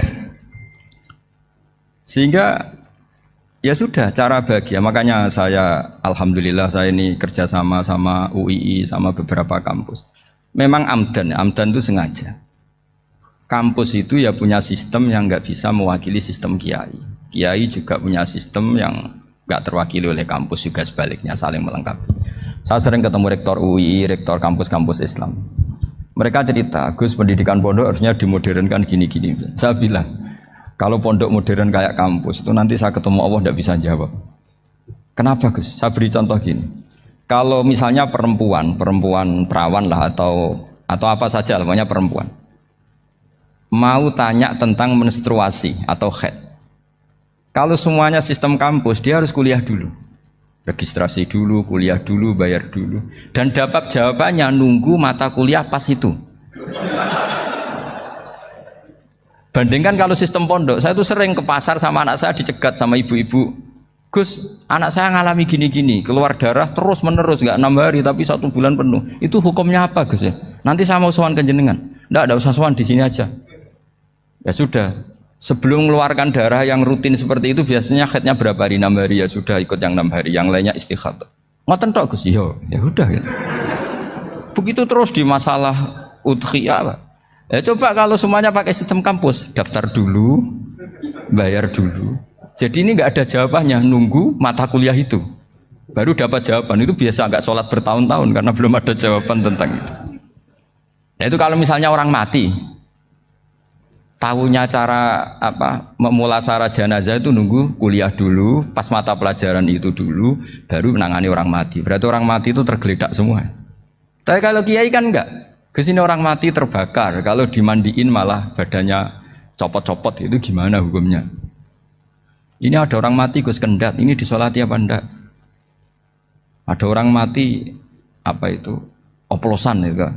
Itu disolati enggak? So sering ditanya gitu. Gak usah registrasi Pak Rektor, gak usah registrasi, gak usah daftar, gak usah seminar. Makanya kalau orang kampus wani kiai itu ya kualat tenan itu, karena ini yang on time ya. Tapi pondok seperti saya ya ikrar seikrar-ikrarnya pentingnya kampus karena melatih efisiensi waktu, disiplin, tata kelola manajemen sehingga kita ya hormat. Tapi tadi kita harus saling melengkapi sehingga saya tunjukkan ke publik bahwa saya hormat sekali sama polisi, sama tentara. Coba kita bisa apa ngadepi bandar narkoba kalau enggak polisi? Bisa apa coba menjaga NKRI kalau enggak tentara? Begitu juga ya sudahlah kita memang fa inna yadallahi ma'al jamaah, kita berkah itu kalau bersama-sama, enggak bisa kita sendiri. Nah lalu orang kayak saya itu ya beberapa kali sebetulnya saya itu ditawanin jadi dokter honoris causa apa. Kekhawatiran saya satu, takut pas enggak punya uang. Itu dokter enggak di duit kan enggak pantas gitu. Jadi repot gitu, daripada beban lah sudah lah enggak usah dokter. Jadi kalau enggak punya uang ya pantas, terus kalau ngebis ya pantas. Suatu saat kalau mati enggak ada yang hadir ya pantas, enggak dokter gitu. Kalau sudah dokter kok masuk neraka, kayaknya apalagi rektor kampus Islam kok masuk neraka itu kan kok kayak agak pas itu. Misalnya rektor lah ditanya mungkar nakir, nggak bisa kan kayak gimana gitu. Makanya harus sering ngaji saya supaya nggak malu di depan mungkar nakir. Masa rektor ditanya mungkar nakir nggak bisa. Harus berani bentak. Ini saya rektor loh Pak mungkar nakir masa kalau wali-wali dulu berani. Masyhur di cerita wali-wali ditanya, "Marabbuka manabiuka?" Saya ini guru tauhid. Kok kamu tanya mana buka yang ngelotok. Kok kamu tidak pernah ngaji enak aja tanya. Jadi wali-wali itu ya rileks ngadepi mungkin. Saya yakin rileks wali di Bang Pak Rektor. Saya yakin itu. Karena wali itu lebih dekat Allah. Sehingga orang dulu itu saya ulang lagi ya, ada satu kearifan namanya hidup itu apa? Hidup itu adalah cari sebanyak mungkin supaya hidup itu tidak tergantung pada banyak hal. Sehingga misalnya cara berpikir orang-orang modern itu sebenarnya banyak orang-orang ilmuwan yang nggak ngagumi Amerika. Bukan karena angkuh ndak. Untuk mempertahankan kebesaran negara sebesar itu, kebutuhan listriknya besar, kebutuhan tentaranya besar, kebutuhan apa? Sementara negara kayak Venezuela atau Swiss kebutuhannya ada banyak. Pertanyaannya, yang tergantung dengan banyak hal sama yang tidak tergantung banyak hal, itu pinter mana? Kalau dibalik pertanyaannya gitu, negara-negara maju itu tidak keren kalau dibalik pertanyaannya. Orang yang untuk mempertahankan eksistensinya banyak, butuh banyak hal, dengan yang tidak butuh banyak hal, itu pinter mana? Orang yang bahagianya nunggu jadi dokter, nunggu jadi kiai besar, kiai viral, dengan orang yang bahagia cukup dengan ngopi, itu pinter mana? Tapi kalau dibalik pertanyaannya, orang yang tahunya nikmat hanya kopi dengan nikmat yang banyak, pinter mana? Makanya Mbah Mun tuh kalau guyon itu lucu. Aku iku sakake ambek wong desa sing mlebu swarga. Saya dulu eskal mlebu swarga kok disakeni. Akhirnya beliau memberi penjelasan. Wong desa iku roe pakanan enak, iku mau kopi mbek uduk. Lah swarga iku mau nuruti sing dikarepno. Akhirnya wis mau mangan, wis ngopi, nguduk, ngopi, ora roh pakanan liyane iku ora roh. Nasi mandi ya ora roh, pizza ya ora roh apa-apa. Terus saya bilang, wah lah niku nak nganti selera tentang wanita cantik. Iku juga sederhana. Rodok pesek ya wis cantik, rodok ireng ya wis. Apa bidadarinya seperti itu karena saking enggak pengalamannya. Jadi surga itu kan nuruti apa yang diinginkan. Kira-kira keinginan orang kampung kalau di surga itu apa coba? Makanan apa coba? Ya mana senengnya ketemel gemblong itu. Artinya malaikat lebih suka nangani surganya orang-orang kampung di Bang Pak Rektor. Ini sudah ribet ini. Makanan apa saja sudah dicoba ya. Terus kalau di mall tahu orang macam-macam, seleranya macam-macam pasti. Enak mana kalau sampai jadi malaikat pelayan surga? Suka ngelayani orang kampung apa yang orang kota? Orang kampung kan? Jadi ya itu guyon ya, guyon tapi itu menjadi pikiran kita bahwa orang yang banyak kebutuhan itu sebetulnya banyak kebodohannya karena menggantungkan kebahagiaannya dengan banyak hal. Makanya Imam Syafi'i ngendikan istighna itu apa? Al-istighna anisya'i. Yang dikatakan kecukupan adalah berusaha sebanyak mungkin banyak hal tidak kamu butuhkan. Bukan memenuhi semua kebutuhan kamu karena nafsu kamu ini tidak ada batasnya gitu. Kalau kamu penuhin nggak akan selesai. Itu ada perempuan yang kurang cantik itu minta doa saya, Gus doain suami saya kaya. Terus tak guyonin, terus nggak minta. Kalau suami kamu kaya, yang pertama dirubah itu apa? Rumah supaya rumah saya bagus. Kedua apa? Mobil supaya mobil saya bagus. Nanti yang dievaluasi itu kamu. Mobil bagus, Alphard, rumah mewah, istrinya kamu. Pasti itu dievaluasi. Langsung enggak usah sudah gini aja kan. Jadi pertama yang dievaluasi itu kaya itu coba kalau suami kaya itu yang dievaluasi pertama rumah ya. Rumah ganti. Setelah itu apa? Mobil. Kira-kira berikutnya. Akhirnya sudah aku nggak jadi. Nabi Ibrahim itu pernah minta umur panjang. Keren umur panjang. Sama Allah nggak dijawab. Datang orang tua gitu mertamu ke Nabi Ibrahim. Terus disuguhi dikasih kurma. Apa itu? Kok kurma apa? Anggur yang sudah matang sekali. Sudah dimakan. Setelah dimakan meler keluar lagi. Dimakan lagi meler lagi. Terus Nabi Ibrahim masuk lagi ke kamar. Ya Allah doanya tak cancel. Nanti kalau saya tua kayak itu.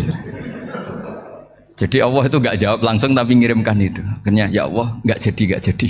Nanti takut itu. Saya pernah ngalami jadi kiai tadi ada ibu-ibu ya nggak pati cantik lah. Suaminya tuh miskin sekali. Minta doa saya supaya kaya. Bareng tak kasih pertimbangan itu udah nggak usah nggak jadi. Jadi itu kearifan. Tapi kearifan ini harus kita tanamkan. Saya nggak bisa membayangkan Indonesia yang besar ini, andai kan tidak ada qanaah, nerimo ing pantum. Coba sekarang ada Covid. Andai kan Indonesia tuh kayak Perancis. Saya beberapa kali punya tamu orang yang hidup lama di Perancis, bahkan dapat istri orang Perancis. Itu dulu nggak begitu mencintai Indonesia. Tapi setelah di Perancis 2 tahun, wah Indonesia hebat. Di Perancis tuh kata dia kalau cerita, semua kebutuhan masyarakat itu dibebankan ke negara. Apa saja minta negara, apa saja nyoal negara.